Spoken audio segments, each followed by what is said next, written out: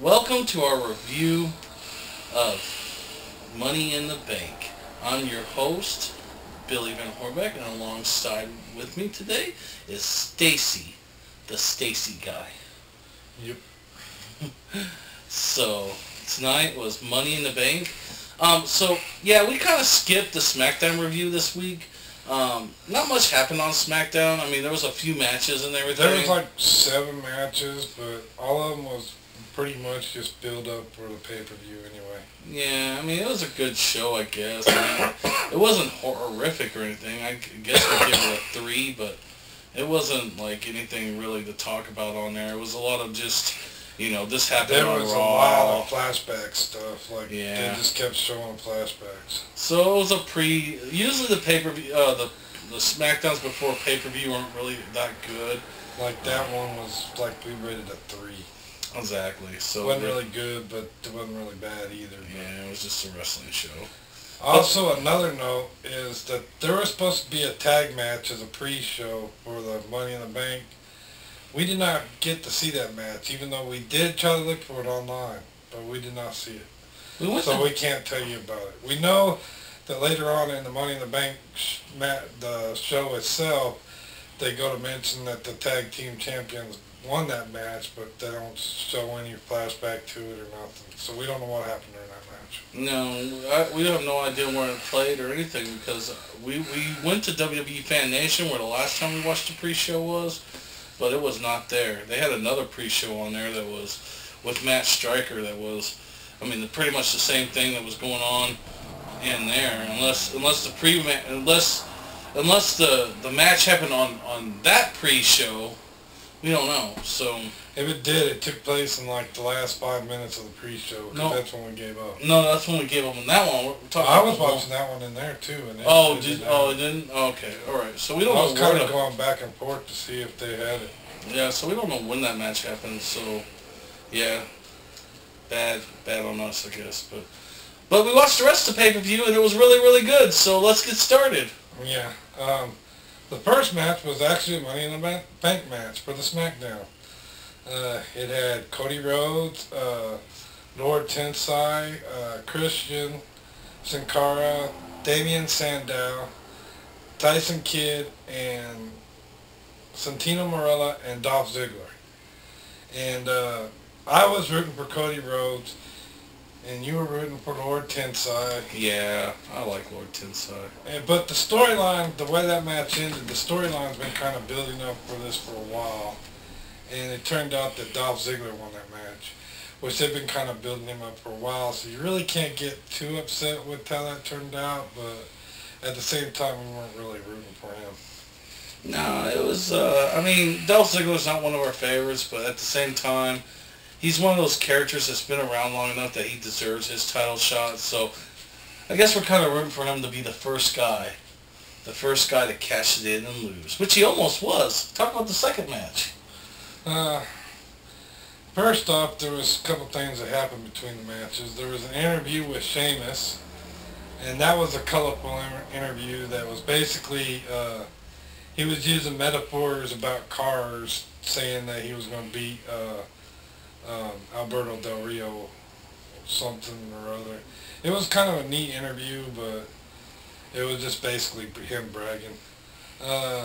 Miz returns, makes his comeback at the Money in the Bank, claiming he's been making a movie here recently, which I didn't catch what the name of the movie was. He never said it. And then he was going to be the fifth entrance in the Raw Money in the Bank match. Which, since he's a former WWE champion, gave him right. And the rest of the night we just kept hoping Randy Orton would come back, which he never did. Or Rey Mysterio. Rey Mysterio, if they would have entered Randy Orton and Rey Mysterio, had all three of them make their comeback tonight, it would have been the best match ever. Yeah. And it's still a really awesome match at the end of the night, but it could have been the best match ever. But they decided not to, so... Then the second in the match was the heavyweight championship match with Sheamus and Alberto Del Rio. An interesting sideboard bar that the announcers had mentioned, which is something we as fans didn't see because they didn't show it on TV.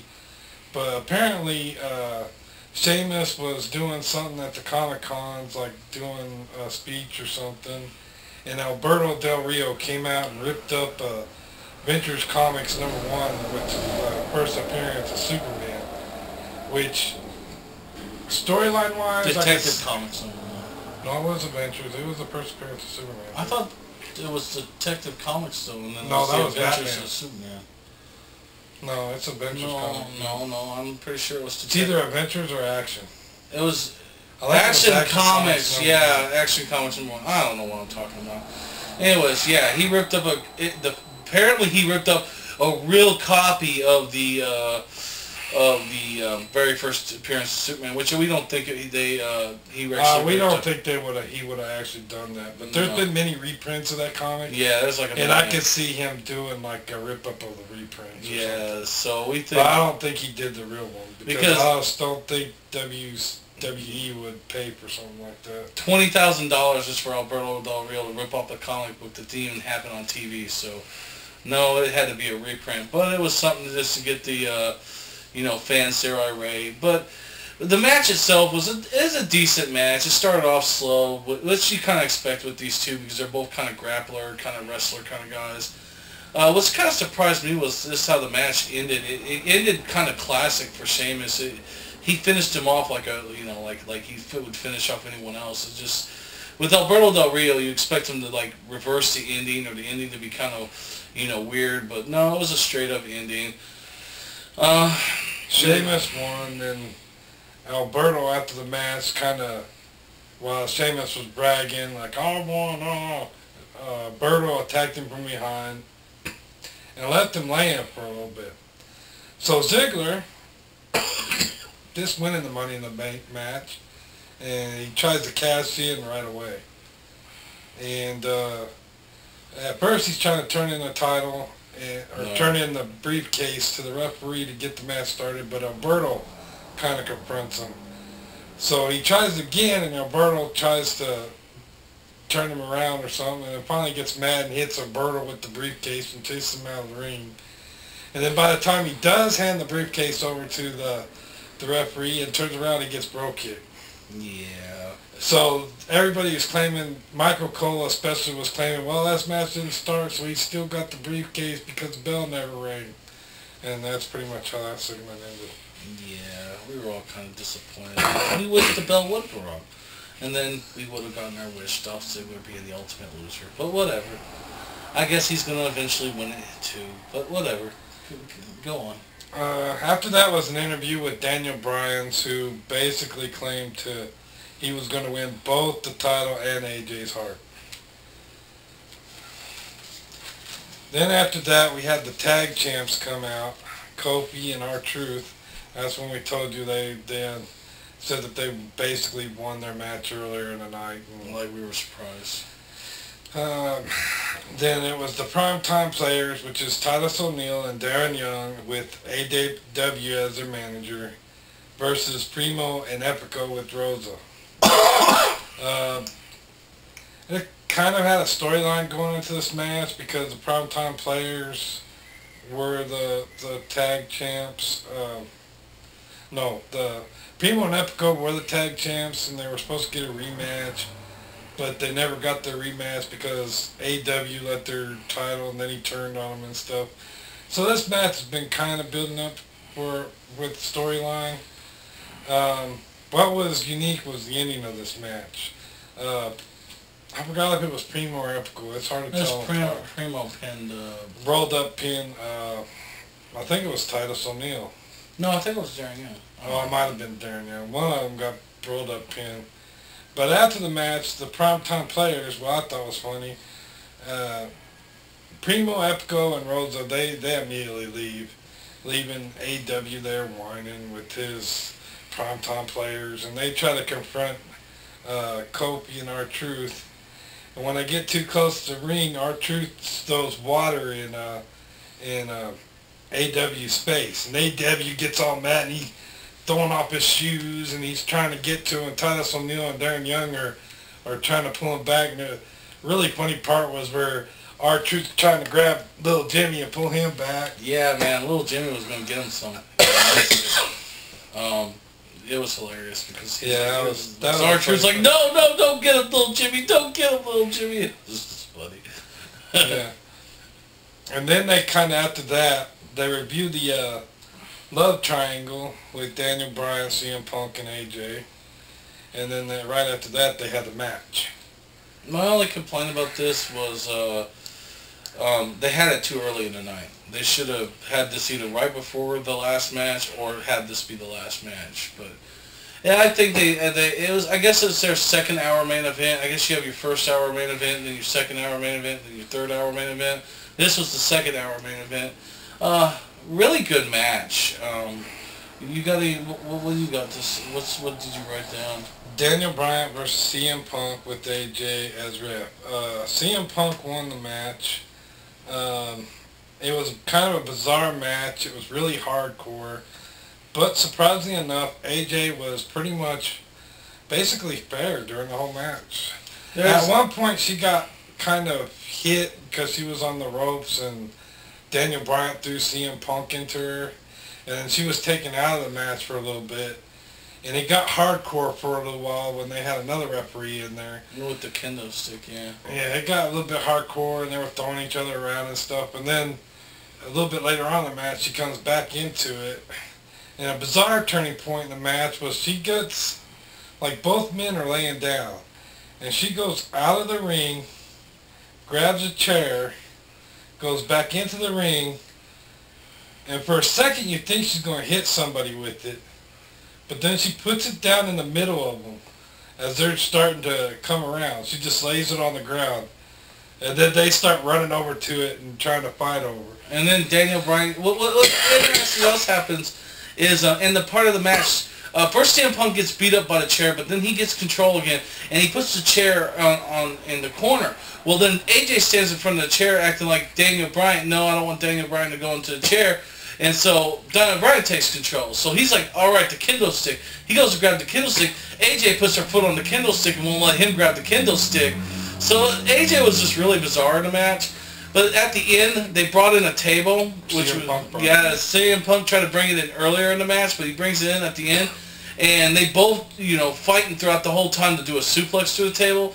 And CM Punk finally gets the suplex through the table, and AJ counts, Daniel Bryan out, and then that's pretty much the end of the match. And she looked shocked, like that's not how she wanted it to end. No, she seemed depressed at the end of the match, but overall it was a really good match. I mean, you don't expect these two to have a bad match anyways. So I mean, I think it lived up to what it was supposed to be. It was bizarre. It was action-packed. It lived up to what it needed to be. So I think it was a really good match.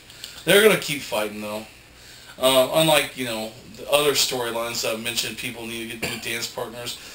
They kind of need to get new dance partners, but at the same time, if it goes to one more match between them, like a last man standing or something hardcore, like Hell in a Cell or something, you could almost see them having that kind of match, just one more or something like that. It wouldn't be too bad. It wouldn't offend me too much. But at the same time, though, let's keep going, and that might not be what happens at all, because there's another storyline that's going to probably come into the mist here soon. Alright, the next match was a handicap match, 2-on-1 tag. That means the two people had to tag in and out. It was Ryback versus Tyler Rex and Curtis Hawkins. Best Ryback match to date. Yeah, this was actually a challenge for Ryback.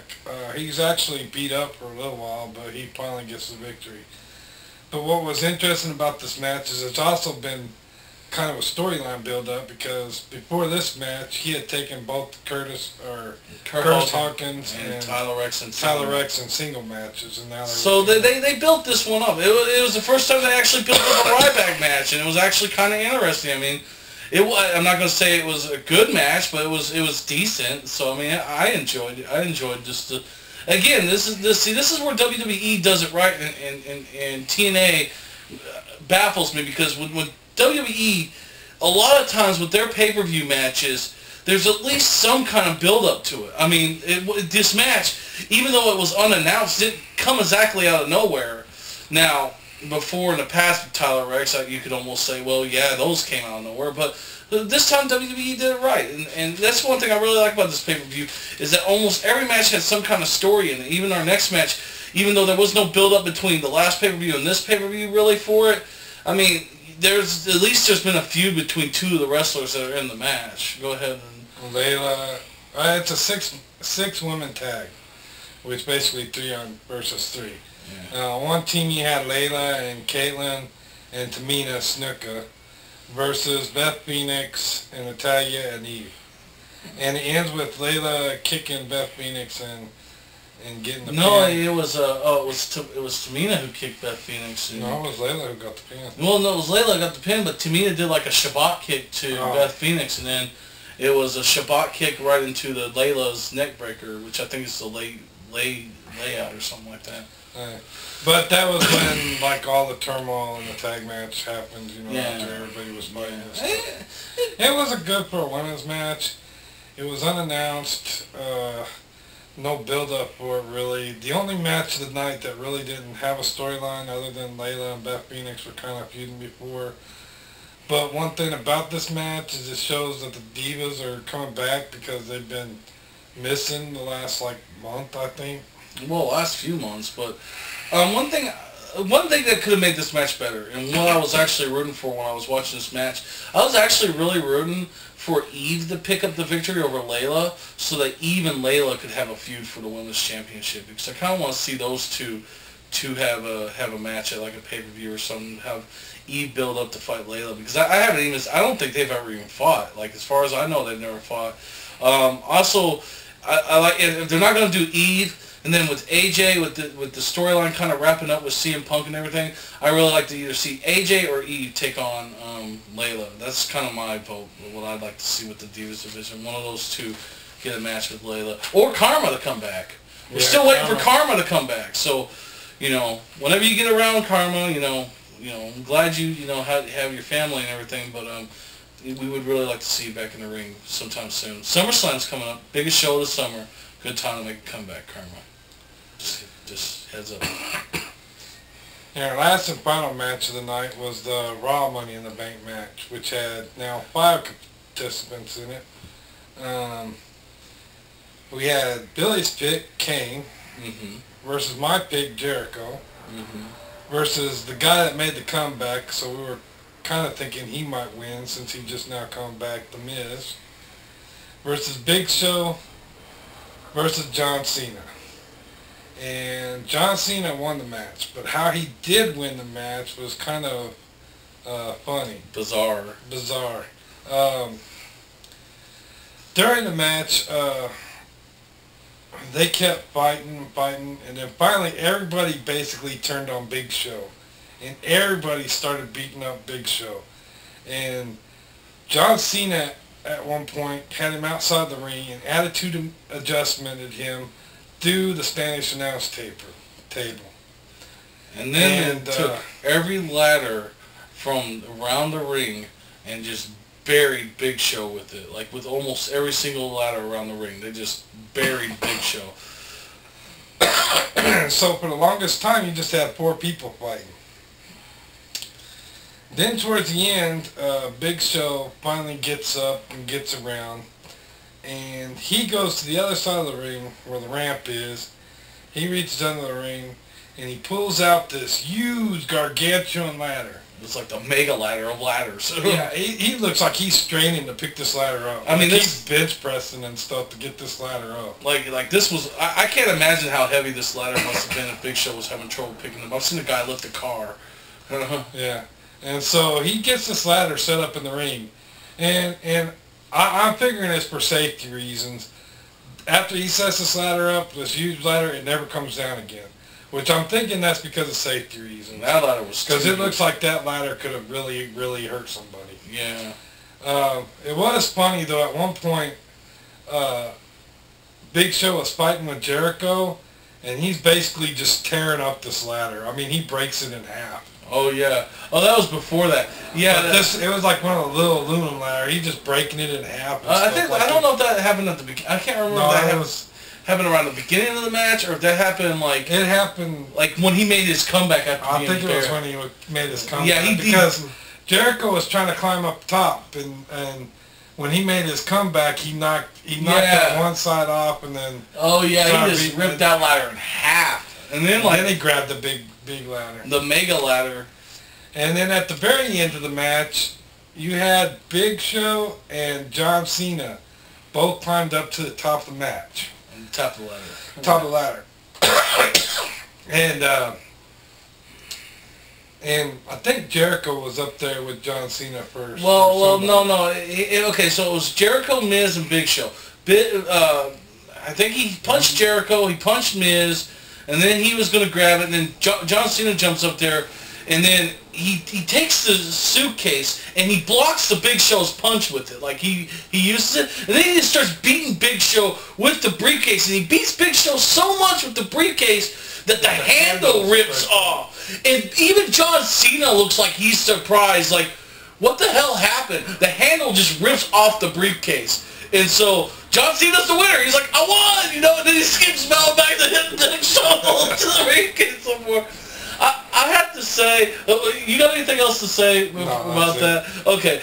I have to say, okay, with the 2 Money in the Bank ladder matches, okay, if you're looking for a match quality, probably the World Championship Money in the Bank match was better match quality, but for entertainment quality, like for the most entertaining match of the night was the final match of the night, this one, because there was just so many funny moments in it, like with them burying Big Show, and then with them, with how John Cena won the whole thing, and the big ladder, and it was just a really entertaining, fun match to watch. It was, you know, maybe it wasn't the most, you know, technically sound match, but it was really, really fun to watch, and really this whole Money in the Bank pay-per-view was fun to watch. I really don't have any complaints at all, and I think this might be the first on our show where we're going to give it 5 broken suitcases. Yeah, I was thinking the same thing. 5 broken briefcases, because that was just funny. It was a fun pay-per-view. I mean, we recommend if you get a chance to watch this pay-per-view, watch it, buy it on DVD when it comes out, because this was, without a doubt, one of the funnest pay-per-views we watched this whole year. Actually, I think WrestleMania was really good. I mean, the Royal Rumble's the Royal Rumble, but I think out of entertainment-wise, I think Money in the Bank did it. I think this has been, I don't know if this has been the best pay-per-view so far of the year, but it was a damn good show. I mean, I enjoyed the hell out of it. It was just a fun pay-per-view. I mean, really no disappointing matches on there. I mean, yeah, there was a couple slow moments in the Sheamus match, and you know, the Ryback match wasn't the greatest. But I mean, as far as entertainment-wise, watching what these guys go through, especially the first and last match were freaking amazing. The middle matches, you know, were the middle matches. The CM Punk match was a lot of fun.